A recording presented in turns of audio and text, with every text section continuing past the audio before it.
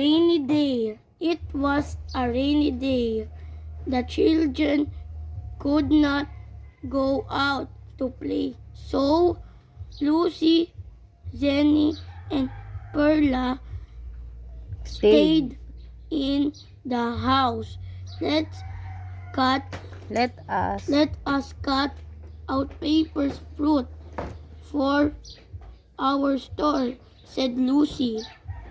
So the girls got their paper, scissors, and crayons. Lucy cut out 5 apples. She colored them red. Jenny cut up 6 mangoes. She colored it yellow. Color them. Color them yellow. Yan. Perla cut out 4 guavas. He colored them green. Then They counted the paper fruits. Now we have many pretty paper fruits for our store, said Perla. What kind of day it was? What was it? What is? Was it? Rainy day.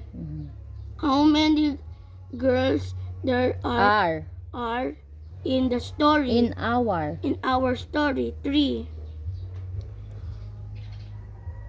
Where did the girls stay? In the house. What did Lucy cut out? Apples. What color were the apples? Red.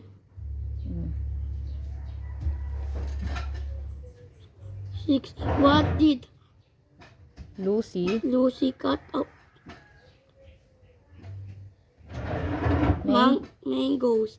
What color were the mangoes?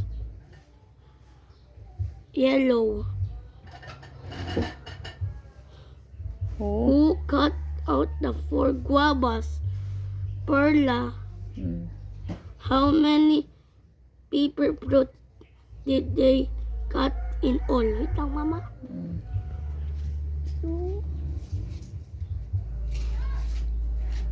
5 plus 6 5 plus 6. 11. plus 4. Plus 4. 15. Anong sagot? 15 fruits. Where will they put their paper fruits? In the store. Tapos.